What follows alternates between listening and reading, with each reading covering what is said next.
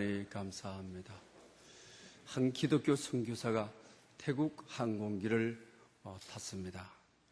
태국 승무원이 아주 친절하였습니다.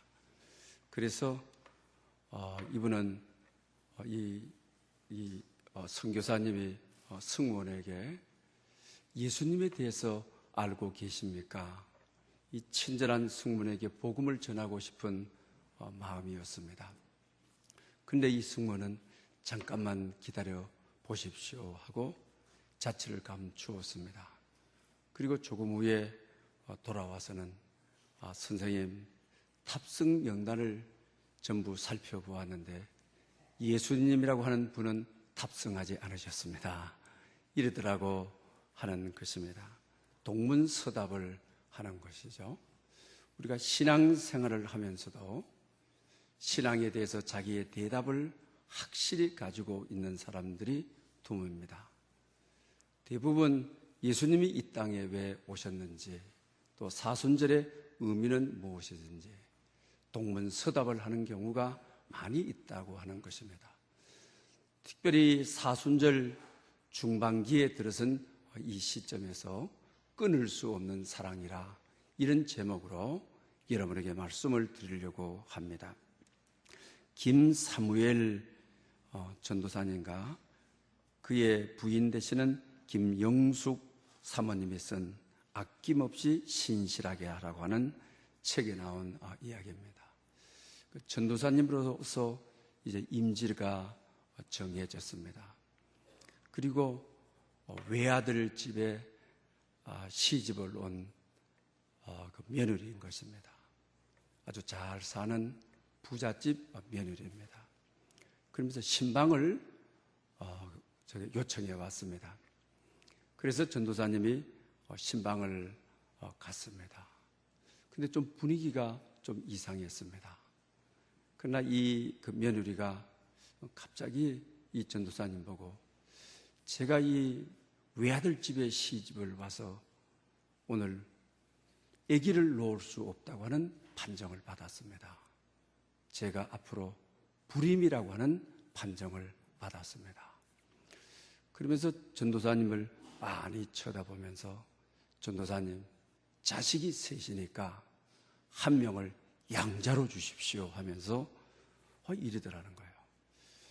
그래서 자기 생각에는 이분이 나를 어떻게 알고 이런 이야기를 하시나, 무시당하는 마음이고 또 억울한 마음이 제게 들었습니다. 그리고 이제 집으로 돌아와서 아내와 함께 식사를 같이 하게 되는 것입니다. 그래서 아내 보고, 여보, 우리 큰아들 어느 집사님 댁에 양자로 보낼까라고 하니까 아내 되시는 분이 이가 미쳤나라고 하면서 아주 흥분을 하는 것입니다. 그래서 자초지정을 이야기를 했더니만은 사모님은 눈에 눈물이 맺히면서 사정을 이해한다고 하는 것입니다. 사모님이 또 머쓱하니까 일꾸지 문을 칵 닫아버리고 나가버리는 것입니다. 그래서 전도사님이 말을 잘못한 것이니까 자기 자신이 부엌에 들어가서 이제 밥상을 챙기고 있는데 사모님이 다시 들어오게 되었습니다. 그리고 다음날 이제 새벽 기도 때에 무릎을 꿇고, 하나님, 어제 신방 갔다가 이런 억울한 일을 당했습니다. 아들을 하나 빼앗길 뻔한 그런 일을 당하였습니다. 그런데 요한복음 3장 16절 말씀이 그날따라 자기 자신에게 기름 부된 말씀인 것입니다. 하나님이 세상을 이처럼 사랑하사 독생자를 주셨으니 나는 아들이 셋인데, 그 이야기 교인으로부터 들었다 해서 억울하다, 상처가 된다. 그런데 하나님은 외아들 하나뿐인 독생자 예수 그리스도를 우리의 죄를 없이 하시기 위하여 죽는 자리에 내어주신, 그 말씀을 생각하니 너무 부끄럽고 하나님 죄송합니다. 하나님께서는 독생자 하나뿐인 아들도 날 구원하시기 위하여 십자가 죽음의 자리에 내어주셨는데, 그 집사님은 내게 세 아들이 있어서 한 아들 양자로 주게 되면 부잣집이니까 교육 잘 시키고 외국 유학도 잘 시키고 신앙 안에서 잘 기르겠다고 했는데 너무너무 부끄러워지게 되는 것입니다. 그러면서 하나님 아버지의 놀라운 사랑, 어떤 사랑도 비견할 수 없는 사랑을 그 순간에 깨닫게 되어지는 것입니다. 오늘 본문은 이와 같은 사랑을 끊을 수 없는 사랑이라고 소개해주고 있는 것을 보게 되는 것입니다. 로마서 8장은 성경 전체 가운데 절정을 이루는 장이라 하죠. 복음 중에 복음이라는 말씀을 우리가 잘 알고 저게 있습니다. 특히 우리 로마서 8장 29절에서 39절은 메시지가 아주 강력한 것이죠. 정말 은혜가 되는 것입니다. 특히 오늘 35절 같은 경우에 누가 우리를 그리스도의 사랑에서 끊으리요? 누가 우리를 그리스도의 사랑에서 끊으리요? 아주 메시지가 강력합니다. 놀랍습니다. 아주 은혜가 되는 것입니다. 나를 사랑하시는데 누가 그 사랑 끊겠다는 말이야? 끊을 사람 없어! 뭐 이런 선언인 거죠. 얼마나 은혜가 됩니까? 얼마나 우리가 기분이 좋습니까? 이제 그 다음이 좀 우리가 많이 부담스럽습니다. 환난이나 공고나 박해나 기근이나 적신이나 위험이나 칼이라. 이 가운데서 누가 그리스도의 사랑을 끊을 수 있느냐? 그러나 과연 우리가 이 환난, 공고, 박해, 성경은 기근, 우리 세번역은 우리가 이 기근을 굶주림으로, 적신은 헐벗음으로 했죠. 그리고 위험과 칼, 전쟁이라. 이걸 정말 하나님의 사랑으로 받아들여야 되느냐? 이런 가운데도 정말 하나님 나를 사랑하시는 거냐? 이런 것들이 과연 끊을 수 없는 하나님의 사랑인가? 내가 이런 일을 당했을 때 끊을 수 없는 사랑이라고 고백할 수 있는가? 오늘 우리가 이것을 좀 짚어봐야만 된다고 하는 것입니다. 그러면서 오늘 본문 로마서 8장을 마지막으로 끝내는 38절, 39절, 이보다 더 한 걸음 바울은 더 나가는 거죠. 내가 확신하노니 생명이나 사망이나 천사들이나 세상 주관자들이나 현재일이나 장래일이나 능력이나 높음이나 깊음이나 그 어떤 피조물이라도 우리를 우리 주 그리스도 예수 안에서 하나님의 사랑을 끊을 수 없느니라. 할렐루야. 한 걸음 더 나가서 내가 확신한다. 사망도 생명도 권세자들은 원수 마귀 이를 말하게 되는 거죠. 마귀들이라 할지라도 또 천사라 할지라도 현재일이나 장래일이나 능력이라 높음이라 기쁨이라 이 세상의 그 어떤 피조물도 우리를 우리 주 그리스도 예수 안에서 하나님의 사랑을 끊을 수가 없느니라. 이렇게 사랑의 창가로 끝을 맺는 거죠. 그러니 끊을 수 없는 사랑, 취소할 수 없는 사랑, 놀라운 사랑을 우리가 받고 있다. 사순절 기간이라고 하는 의미는 이 사랑을, 십자가의 사랑을 확인하는 계절이라고 하는 것입니다. 그렇다고 한다면 끊을 수 없는 사랑을 우리가 확인해 봐야만 되는 것입니다. 하나님의 사랑은 어떤 사랑인 것입니까? 대부분 우리가 이 사랑에 대해서, 끊을 수 없는 사랑에 대해서 우리가 죄를 지었을 때 우리의 두려움이 있습니다.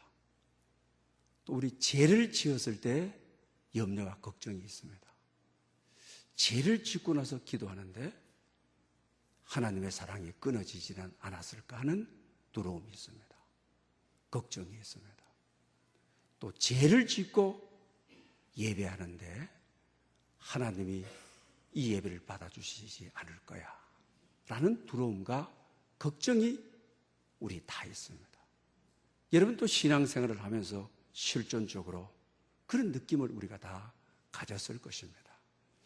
그러나 실제적으로 성경은 그렇냐 하는 것입니다.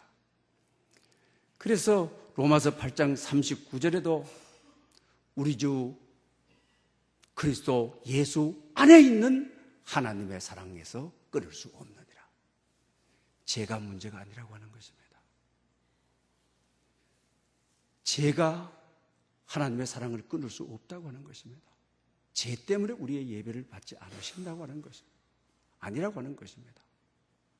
하나님의 이 놀라운 끊을 수 없는 사랑을 죄 때문에 끊겨졌다고 두려워하거나 근심하거나 걱정할 수 필요가 없다고 하는 것입니다. 왜 그러냐? 바로 그리스도 예수 안에 있기 때문이라고 하는 것입니다. 이 그리스도 예수 안에 있다라고 하는 의미가 과연 어떤 의미이냐? 오늘 보면 29절에서부터 30절까지 이 내용을 잘 소개해 주고 있는 것을 봅니다. 구원의 가정이죠. 복음의 핵심인 거죠. 복음의 내용인 거죠. 우리가 복음이 무엇인가를 말했을 때 그 복음이 무엇인가를 우리에게 가르쳐 주고 있는 내용을 보게 되면 이게 끊을 수 없는 사랑이구나. 취소할 수 없는 사랑이구나. 내가 이렇게 놀라운 하나님의 사랑을 받고 있구나. 제 문제 때문에 이 사랑이 끊기지 않구나. 오늘 이 바울처럼 이렇게 넉넉한 노래를 부를 수가 있다고 하는 것입니다. 오늘 보면 29절 이후에 보게 되면 뭐라고 말하고 있습니까? 미리 아는 자들, 아시는 자들이죠. 웬일인지 웬 말인지 나를 아시고, 내가 주님을 알기 전에 나를 아시고, 아브라함아 아브라함아, 야곱아 야곱아, 삭개오야 삭개오야 내려오너라. 놀라운 복음이죠. 은혜죠. 이 땅에 내가 왔을 때 하나님이 미리 나를 아시고 창세전에 나를 아시고, 이게 얼마나 복음이, 이게 얼마나 은혜인 것입니까? 이게 복음의 첫 번째 내용이며 핵심인 것입니다. 그리고 또 30절에 가보면 미리 정하신 자들로, 내가 너를 불렀다, 내가 너를 택했다, 내가 너를 지명했다, 내가 너를 예정했다. 이게 얼마나 놀라운 은혜입니까? 복음인 것입니까? 얼마나 놀라운 역사인 것입니까? 그러면서 부르신 이로 나를 아버지께로, 친구들의 손을 잡고 부모님 때문에 모태신앙으로 왔지만 부르신 이는, 나를 오라고 하신 이는, 아버지 집으로 오게 부르신 이는 하나님이신 거죠. 얼마나 놀라운 일입니까? 오늘 여러분 여기에 온 것이 여러분 의지와 여러분 마음도 작용했지만 성령의 인도하심, 성령의 부르심이 강력적으로 작용해서 여러분이 여기에 오신 것입니다. 그 다음에 의롭게 하심, 부르셔서 의롭게 하셨다. 우리의 죄를 없애하시고 우리를 의인으로 인정하시고, 그리고 우리를 구원받게 해주시고, 의롭게 하셨다는 말은 하나님의 자녀가 되게 해주셨다. 믿는 자는 하나님의 자녀되는 권세를 주셨으니 우리 여기까지는 우리가 복음의 핵심에 대해서, 네 가지에 대해서는 누구나 다 동의하는 바예요. 복음의 핵심을 우리는 그대로 다 믿고 있어요. 미리 나를 아시고, 나를 지명해서 나를 정하시고, 나를 부르시고, 하나님의 자녀 삼아 의롭게 하셨다. 십자가는 여기까지 말하는 거죠. 십자가는 내 죄를 사하시고 나를 의롭게 하셨다 하는 거죠. 그러나 오늘 본문의 마지막을 말하고자 하는 것은 영화롭게 하셨도다. 할렐루야. 그러나 우리는 이게 믿어지질 않아요. 예수님의 십자가 아래서 정말 나를 아셔서 나를 의롭게 하셔서 하나님의 자녀 되게 하시고 내 죄가 사해진 것, 여기까지 동의하는 바예요. 그러나 영화롭게 하셨도다. 그런데 이건 미래형이 아니에요. 죽어서 하늘나라 가서 그렇게 했다는 것이 아니에요. 과거형을 쓰고 있어요.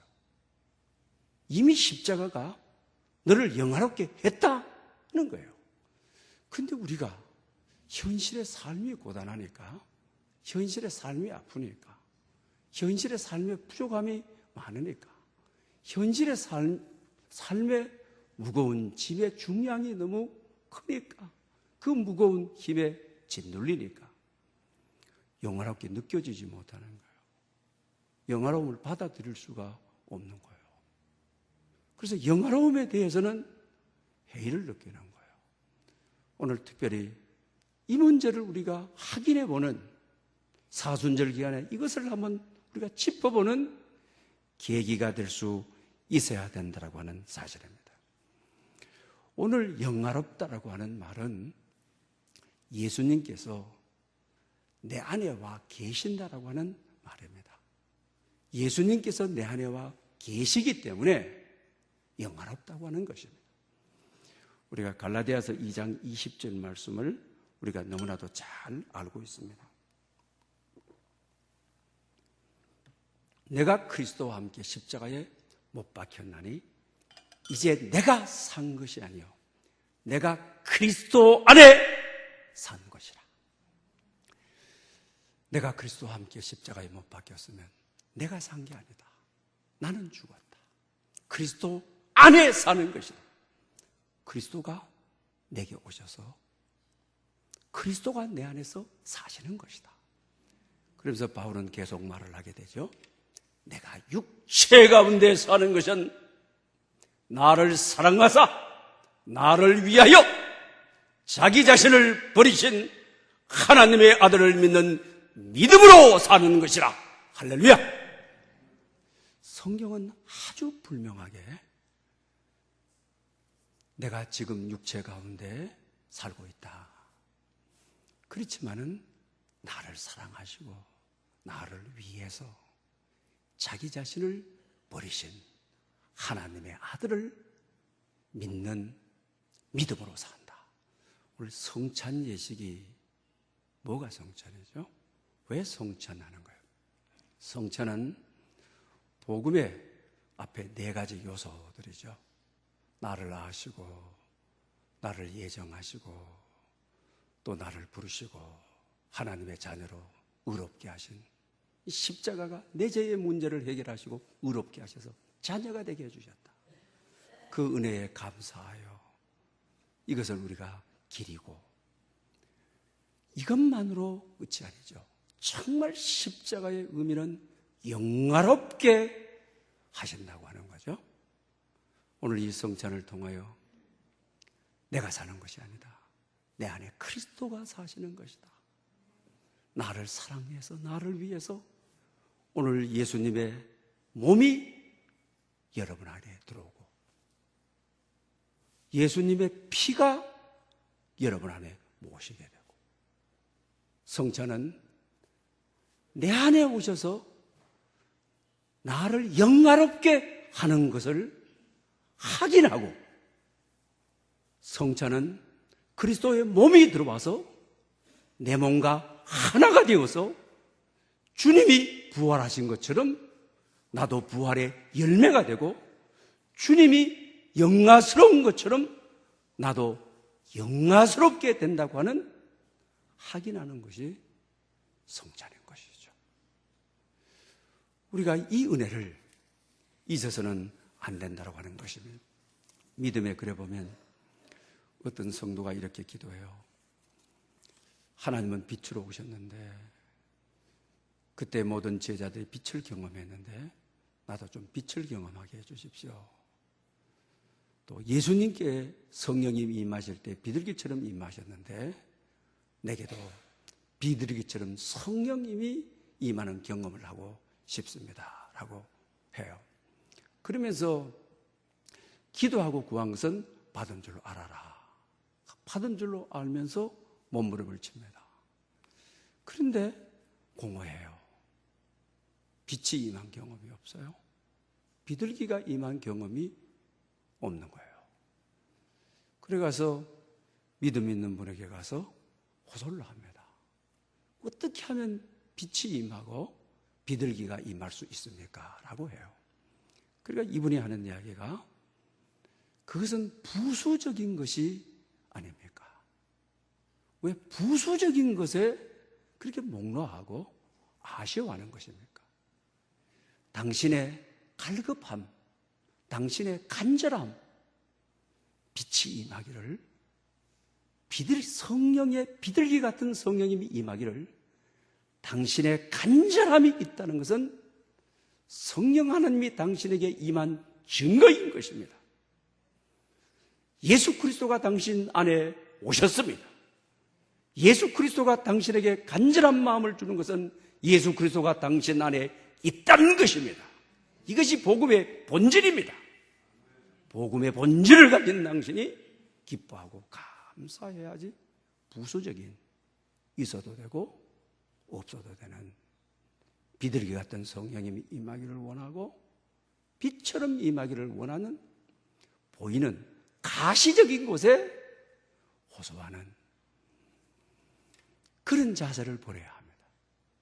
그렇게 되자 이분이 환한 얼굴을 가지고 기도하고 싶은 마음이 있고 아버지 앞에 나오고 싶은 갈급함이 있고 말씀에 대한 갈급함이 있고 기도해야 되겠다는 욕망이 있고 이것은 바로 예수 그리스도가 당신 안에 와 계신다고 하는 당신은 지금도 내가 산 것이 아니요 그리스도 예수가 내 안에서 사신 것이다.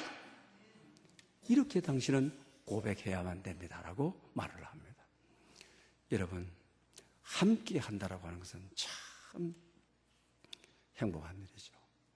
우리 데이케어를 해서 제가 하루에 한 3번 정도 내려가서 같이 어른들하고 대화도 하고 인사도 하고 그래요.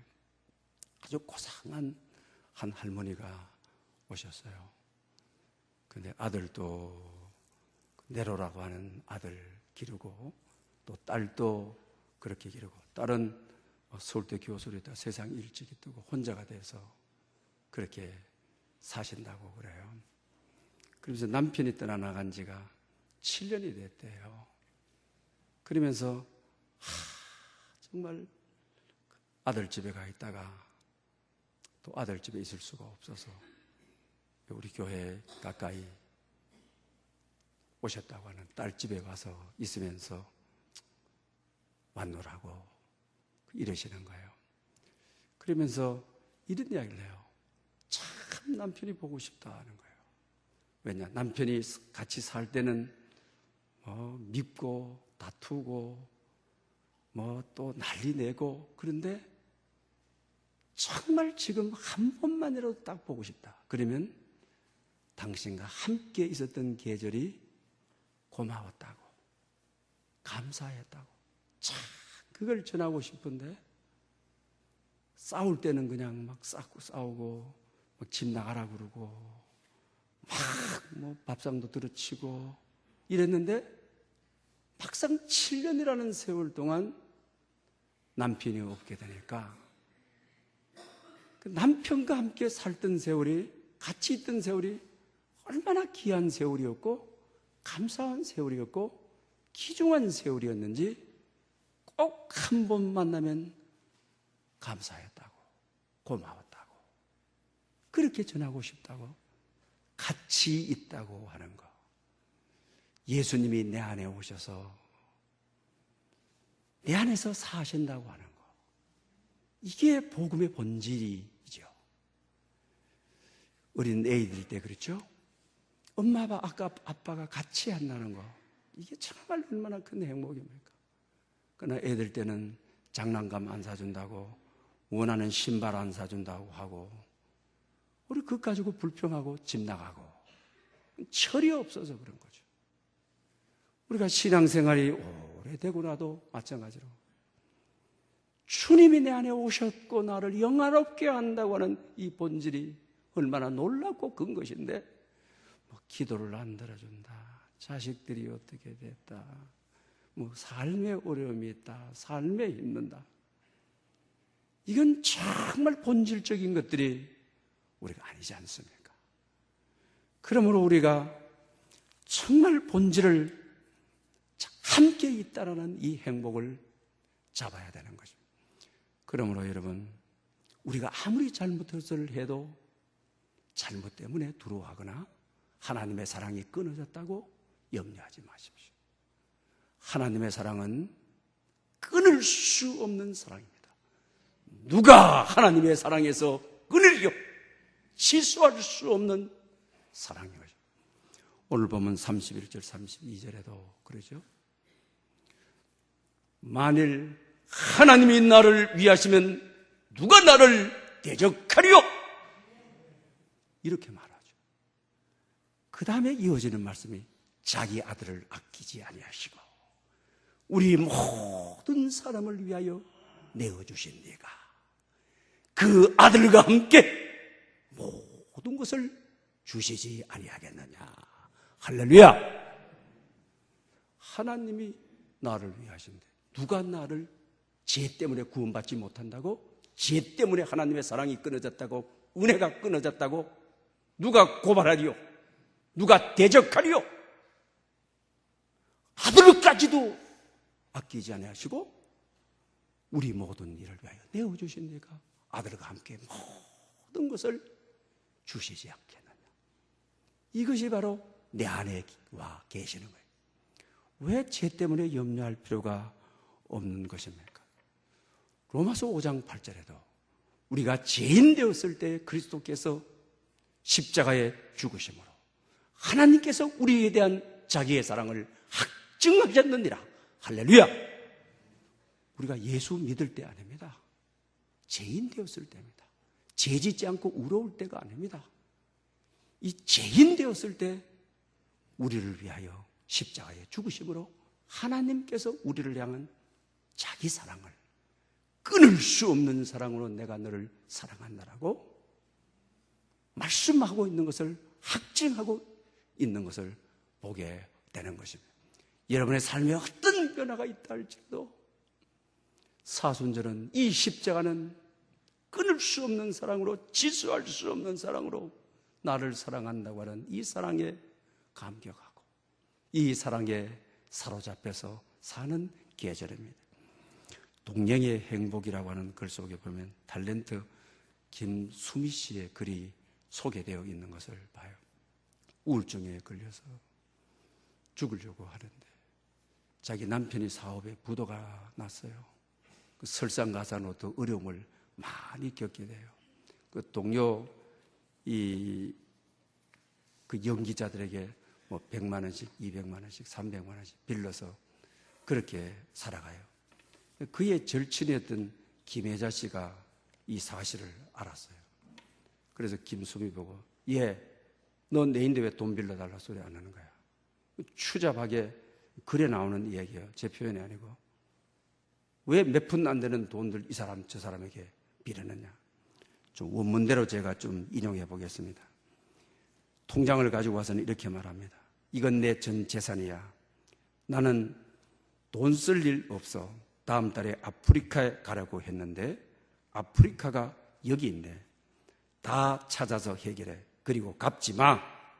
혹시 돈이 넘쳐나면 그때 주든지 하죠.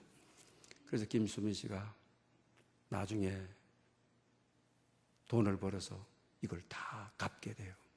저는 이걸 읽으면서 참 이 연예인들의 이 좋은 친구 관계, 통장 전체를 주면서 빚 다 해결해. 이 사람 저 사람에게 손 벌리지 마. 그리고 난 돈 쓸 데 없어. 그러니 갚지도 마. 그러나 돈이 넘쳐나서 쓸 데 없거든. 그때 갚아. 그런데 그 다음부터 좀 여기에 대한 김수미 씨의 반응을 그대로 좀 인용하겠습니다. 언니가 아프리카에서 포로로 납치되면 내가 나가서 포로 교환하자고 말할 거야. 나 꼭 언니를 구할 거야. 물질에 대한 도움을 받고 감사해서 자기 목숨을 내놓는 사랑을 느꼈다.